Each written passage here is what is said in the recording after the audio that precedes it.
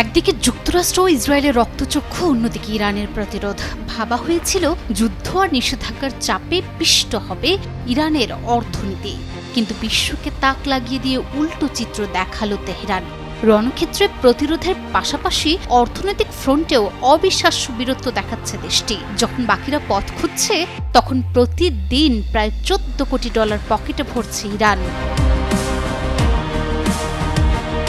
নিষেধাজ্ঞার শেকল ছিঁড়ে ফিনিক্স পাখির মতো ডানা মেলছে ইরানের অর্থনীতি।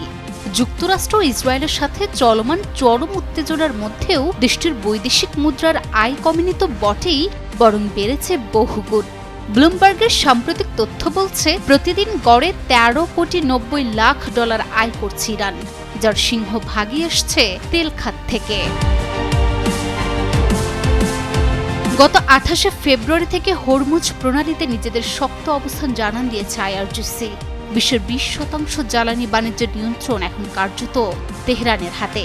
যেখানে অন্য দেশগুলো ভয়ে উৎপাদন কমিয়ে দিচ্ছে, সেখানে ইরানিয়ান লাইট তেল দাপিয়ে বেড়াচ্ছে বিশ্ববাজারে।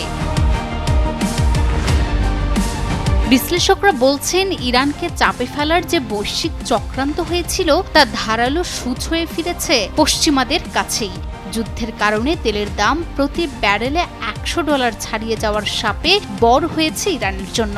ফেব্রুয়ারিতে যে আয় ছিল $11.5 কোটি, তা এখন দাঁড়িয়েছে 14 কোটির কাছাকাছি। অর্থাৎ শত্রুর তৈরি করা যুদ্ধ পরিস্থিতিকেই কৌশলে আয়ের মহোৎসবে পরিণত করেছে তেহরান।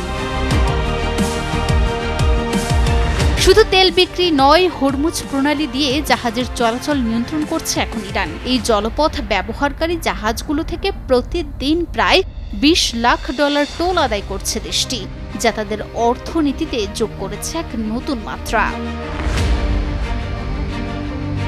আন্তর্জাতিক বিশ্লেষকরা মানতে বাধ্য হচ্ছেন, ইরানের জ্বালানি খাতকে গুঁড়িয়ে দেওয়ার যে পরিকল্পনা ছিল তা ব্যর্থ হয়েছে, এবং এই সংঘাত তেহরানকে শিখিয়েছে কিভাবে প্রতিকূলতার মাঝেও সমৃদ্ধির শিখরে পৌঁছাতে হয়।